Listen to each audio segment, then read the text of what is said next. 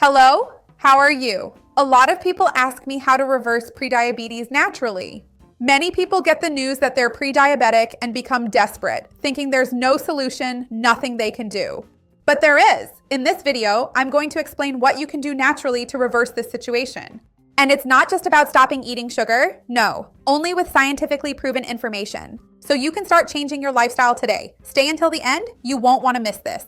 Before we start, I want to ask you if you've ever been diagnosed with prediabetes, if you're diabetic now, if you managed to reverse it, if you took medication or not, if it was just with lifestyle changes, what happened? Tell me about it. Or if you're in the middle of this process and you just landed here on this video, I would love to see your comment. If you can, go ahead and like the video. That's really important to me here on YouTube. It shows that you're not just liking this video right now, but that you support my channel, that you trust my content. That's super important to me. A lot of people think that prediabetes is just a mild stage of diabetes, right? That it's the beginning of diabetes, but actually that's not the case. That's before diabetes. Diabetes hasn't set in yet. It should be seen as a warning sign because glucose levels are already above normal, but they're still not high enough to diagnose type 2 diabetes. So this works as follows. It's as if your body is telling you that insulin is no longer able to do its job properly. The cells become more resistant. It's like the body is resisting and shouting, "Hey, I need help. I'm producing insulin, but it's not able to work the way it should." Someone pay attention to what's happening here. Do something to improve this situation. Warning cries from your body. This doesn't mean that you have diabetes, nor that you will necessarily develop diabetes. If you make the right changes, you can reverse this situation before diabetes sets in. This is a very important point for us to discuss. When we make the right changes, we really can achieve remission of this prediabetes because the correct scientific term isn't reversal, right? It's remission. We end up saying reverse because it's easier to understand. But if we manage to reduce hemoglobin A1C to below 5.7% for at least 6 months, it is indeed characterized as remission or as a reversal, so to speak, of prediabetes. But it's important to understand that this prediabetes can come back if you keep doing the wrong things you did before. So you always have to keep an eye on it. This shows that you may have a tendency to become diabetic in the future. So it's something you should pay attention to. And be aware throughout your life that you have a higher tendency and should always keep track of it, okay? When we think about prediabetes, people often think, I'll stop eating sugar because they're saying my body has too much sugar in the blood. There's too much sugar here in my bloodstream. That's true, but we can't be that simplistic. Prediabetes is a metabolic issue that affects the whole body. The heart, the liver, the intestines, even our brain are involved in this imbalance. This is related to insulin resistance, which is a silent inflammation that occurs in our body and prevents insulin from working the way it should. And what's interesting is that this inflammation happens, primarily, it starts initially in the visceral adipose tissue, right here in this fat of people who have a lot of accumulation in this area. Here, visceral, central, abdominal. It's that internal fat close to the organs that we can't see. It releases some inflammatory substances like tumor necrosis factor alpha, interleukin 6, which are inflammatory substances that disrupt our body's insulin receptors. That's why some people, even when they have a lot of insulin in their system, that insulin doesn't work properly because of these other substances. And since it doesn't work properly, even though a lot of insulin is being secreted, glucose levels remain high because you have insulin. These inflammatory factors prevent it from working properly, so insulin stays high, glucose stays high, and everything becomes a mess in your body. So, what do you need to do to try to get everything back to normal and restore your body, your metabolism, your hormones, functioning the way they should? Physical exercise is a very important first approach for you to take. Of course, we're going to talk about diet, but physical exercise is super important for us to start thinking about adding to your daily routine because it is a natural remedy, very powerful against insulin resistance. When we move, our muscle cells increase the number of GLUT4 receptors, which are independent of insulin. So it's as if the muscle sucks up that glucose without necessarily needing insulin to open up those cells. So walking for 10 to 15 minutes after meals reduces glucose spikes by up to 30%. That's a lot. If you think that's not much, it's not a little. It's a lot, especially when we manage to do this several times a day. After lunch, after dinner, you see that 10 to 15 minutes is really not much at all. You can even walk around inside your house. Patricia, it's a dangerous place. I can't go out after dinner. Walk at home, go from the bedroom to the living room, from the living room to the bedroom, go up and down the stairs. Do whatever you can in your daily routine so that you can walk and move your muscles so you can stimulate this uptake more, regardless of glucose. Strength exercises like weight training, Pilates, or water aerobics also help. Doing them at least 3 times a week increases insulin sensitivity. And most importantly, try not to be too sedentary. Don't stay still for more than 30 minutes at a time. Stretch, get up, be physically more active in your daily life. We're way too sedentary in our daily lives. People park as close as possible, take the elevator whenever they can, use escalators. We've stopped moving.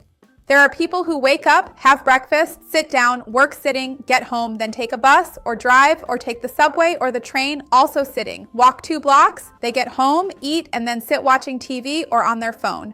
It's sitting all day long, and it's not supposed to be like that. We need to move. Everything you do to get moving helps your body absorb more glucose regardless of insulin. Remember that. Moving around is really going to help you a lot. Of course, we have to talk about diet, right? Because diet is going to help a lot with this metabolic part. So the first thing you need to think about is soluble fiber. Soluble fiber will slow down the absorption of glucose because they form a kind of gel, more or less like this. They're called soluble because they're soluble in water, so they absorb a lot of liquid and form a gel that basically develops in your stomach, causing it to expand. This expansion from the gel already creates an early feeling of fullness, which is good because it helps you eat less at that moment. This gel in your stomach makes the food move slowly from the stomach to the intestine, and from the intestine into the bloodstream. That's already a good thing. When these soluble fibers reach the intestine, they increase the amount of good bacteria because in fact, they serve as food for your beneficial bacteria. They are naturally prebiotic. So psyllium, oats, chia, beans, and raw vegetables are wonderful for promoting the growth of good bacteria. In the gut, they help reduce the intestinal inflammation I mentioned earlier, which is linked to this. They also increase satiety and improve this issue of the passage of carbohydrates into the bloodstream more slowly. And as a bonus, it also improves your gut health. So, fiber is wonderful. 25 to 30 grams per day is an excellent option. Start gradually if you weren't used to consuming so much fiber before, and drink plenty of water to stay hydrated. Antioxidants and polyphenols are also super important, so things like berries and cocoa, okay? Not chocolate milk powder, but green tea, extra virgin olive oil, anything colorful, but anything that's not processed, okay? Vegetables, fruits, greens with different colors will help you a lot. They reduce oxidative stress and improve your insulin response, which will also help you decrease inflammation. Good fats are also very important for us. They help balance inflammation, lower cholesterol, and help increase satiety. So avocado, olive oil, nuts, chia, flaxseed, which besides being good fats also have fiber, are essential for your diet. I have many videos on the channel talking more about diabetic nutrition, tips on foods, meals, lifestyle. You can watch this entire playlist, which has a lot of great tips. Everything that a diabetic, someone who is already diabetic, does, you can do to avoid becoming diabetic. That's the idea. Of course, we also have to avoid ultra-processed foods, highly industrialized foods. They usually increase insulin resistance because they're basically a bad combo. They contain unhealthy fats. They have a lot of carbohydrates, and often the carbs are hidden even in savory foods. There's glucose, sometimes in a way you can't even really see because it's actually sugar in disguise. There's a lot of sodium and many compounds that your body doesn't even really recognize, and that increases inflammation in your body. So, if you can reduce the amount of processed foods, it will be better for your body as well. Another thing you can do is reduce stress. We know that cortisol, the stress hormone, further increases issues like muscle breakdown and fat accumulation. Of course, we have a natural and physiological daily peak of cortisol in the morning, but nowadays people are very stressed, sleeping little, sleeping poorly, and are very worried and anxious. This raises your cortisol levels throughout the day, and it makes you more inflamed, more stressed, and makes it harder for you to lower your blood sugar. So, if you can, throughout your day, practice fractional breathing, diaphragmatic breathing. I have a video here on the channel talking about 4x4 breathing, diaphragmatic breathing, which are scientifically proven to help stimulate the parasympathetic system, the parasympathetic nervous system, and calm the sympathetic system, which stimulates cortisol.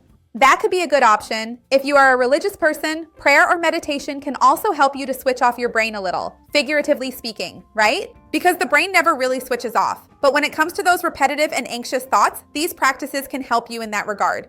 Another thing is real connections with people. Scientifically, it has been proven that they can help reduce stress. So, all of this reduces inflammation because it helps in the secretion of neurotransmitters, which are good for you. This is scientifically proven. It's also related to your lifestyle, and you can start improving this today. Of course, it's also very important to mention, if you smoke or if you regularly consume alcohol, stop now. And ideally, you really should stop doing this because both cigarettes and alcohol are highly pro-inflammatory for your body. And if you're trying to reduce chronic inflammation, there's no point in saying, oh, I'll just have one drink. The WHO allows up to 1 drink per day for women and 2 for men. They may allow it, but that's for a healthy person. Anyway, just because it's allowed doesn't mean you have to drink. So, if you're already dealing with inflammation and starting to develop a chronic disease like diabetes or prediabetes, stop for a while. There really are several options you can have, like flavored water or sparkling water, for example. Oh, Patricia, it's not the same. I know it's not the same, but you're focused on a process to avoid getting sick. So yes, avoiding alcoholic beverages is very important, and smoking too, right? Cigarettes contain hundreds of toxic and inflammatory substances. I have a video here on the channel talking about how to quit smoking without gaining weight. I'll leave it down below in the description for you as well. So tell me, what are you going to do today? What changes are you going to start making in your lifestyle to prevent or reverse prediabetes? I would love to see your comment. Remember to like the video, it helps me a lot, and share it with those who need it. I know many people are in need, so let's share and expand this chain of good. That's my channel's goal. See you next time. Bye.